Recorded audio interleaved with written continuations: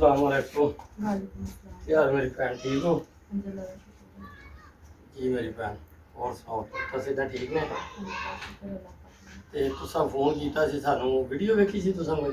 हाँ जी अच्छा, तुहाडी पहली कॉल ते ही आ गए हैं असीं। हाँ जी। ते की मेरी भैन नू की मसला है? भाई मसला है ये कि बच्चे छोटे ने, जी। अखराजात बहुत ज़्यादा हैं।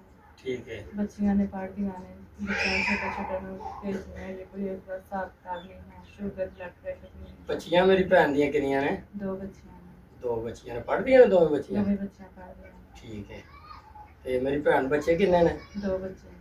दो बच्चे ने। तो बच्चे भी पढ़ते हैं? नहीं बच्चे नहीं पढ़ रहे। बच्चे क्यों नहीं पढ़ते मेरी भैन? बच्चे पढ़ते सन पहले तो तबीयत इतनी खराब होने लग गई कि तबीयत साथ नहीं देती। हालात की वजह तो नहीं हालात की बचे। वजह तो नहीं भेज जी सकती जी। है। इन्हां बच्चियां दा वालिद जेहड़ा वो की करदा है? इन्हां बच्चों का वालिद फौत हो गया 11 साल हो गए। इन्ना लिल्लाह व इन्ना इलैहि राजिऊन। इन्हां बच्चियां दा वालिद फौत हो ਗਿਆ ਤੇ ਇਹਨਾਂ ਨੂੰ ਤੁਸੀਂ ਕੰਮ ਕਰਕੇ हाँ ਤੇ जी मैं इन्हां दा काम लोकां दे घरां च काम ਲੋਕਾਂ ਦੇ ਘਰਾਂ 'ਚ ਕੰਮ ਕਰਕੇ ਤੇ ਇਹਨਾਂ ਦੀ ਪੇਟ ਪੂਜਾ ਕਰਦੇ ਹੋ, ਇਹਨਾਂ ਦਾ ਪੇਟ ਪਾਲਦੇ ਹੋ ਪਏ। हाँ जी ਇਹ ਠੀਕ ਹੈ ਮੇਰੀ ਭੈਣ, ਤੇ ਬੱਚੇ ਇਸ ਵਜ੍ਹਾ ਤੋਂ ਤੁਸੀਂ ਛੁਡਾ ਲਏ ਨੇ, स्कूलों हटा देते। ਸਕੂਲੋਂ ਹਟਾ ਲਏ ਨੇ। ਠੀਕ ਹੈ ਮੇਰੀ ਭੈਣ।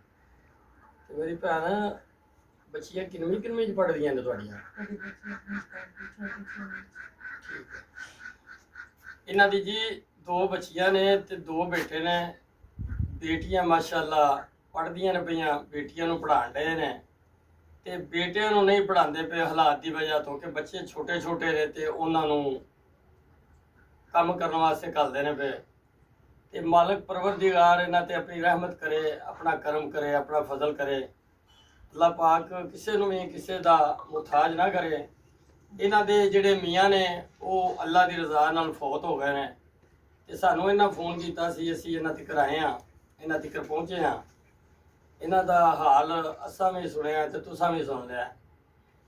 ਤੇ ਅੱਲਾ ਸੋਨੇ ਦੇ ਹੁਕਮ ਦੇ ਨਾਲ, ਮਾਲਕ ਦੇ ਕਰਮ ਦੇ ਨਾਲ ਸਾਨੂੰ ਜਿੱਥੋਂ ਜਿੱਥੋਂ ਇਸ ਤਰ੍ਹਾਂ ਦੀ ਕਾਲ ਆਵੇਗੀ ਅਸੀਂ ਪਹੁੰਚਾਂਗੇ।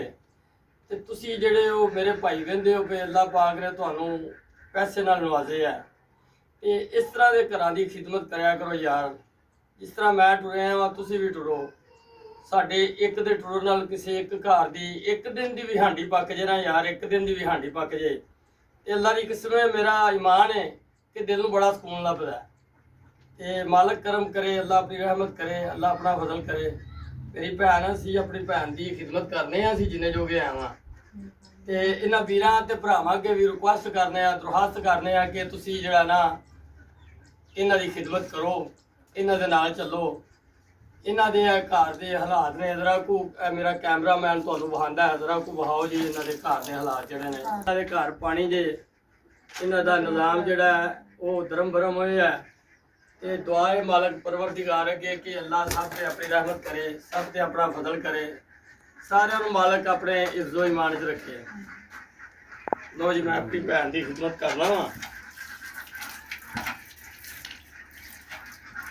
ਲੋ ਮੇਰੀ ਭੈਣ, ਇਹ ਅੱਲਾ ਦੀ ਤਰਫੋਂ ਇਹ ਤੁਹਾਨੂੰ ਤੋਹਫਾ ਆਇਆ ਤੇ ਇਹਨੂੰ ਮੇਰੀ ਭੈਣ ਕਬੂਲ ਕਰੇ। ਤੇ ਮੈਂ ਭਰਾਵਾਂ ਅੱਗੇ ਦਰਖਾਸਤ ਕਰਨਾ, ਇਲਤਜਾ ਕਰਨਾ, ਗੁਜ਼ਾਰਿਸ਼ ਕਰਨਾ, ਤਰਲਾ ਕਰਨਾ ਤੇ ਮਿੰਨਤ ਵੀ ਕਰਨਾ ਕਿ ਇਸ ਤਰ੍ਹਾਂ ਦੇ ਘਰਾਂ ਦਾ ਧਿਆਨ ਕਰੋ ਯਾਰ, ਇਸ ਤਰ੍ਹਾਂ ਦੇ ਘਰਾਂ ਤੱਕ ਪਹੁੰਚਣ ਦੀ ਕੋਸ਼ਿਸ਼ ਕਰੋ। ਅੱਲਾ ਤੁਹਾਨੂੰ ਵੀ ਤੇ ਮੈਨੂੰ ਵੀ ਹਰ ਬੰਦੇ ਮਜਬੂਰ ਤੱਕ ਪਹੁੰਚਣ ਦੀ ਤੌਫੀਕ ਅਤਾ ਫਰਮਾਏ। ਆਮੀਨ ਸੁਮਾ ਆਮੀਨ। ਲੋ ਮੇਰੀ ਭੈਣ, ਅੱਲਾ ਤੁਹਾਨੂੰ ਜ਼ਿੰਦਗੀ ਦੇ, ਤੰਦਰੁਸਤੀ ਦੇ, ਸਿਹਤ ਦੇ, ਲੰਮੀ ਉਮਰ ਦੇ। ਅੱਲਾ ਦੇ ਵੱਲ।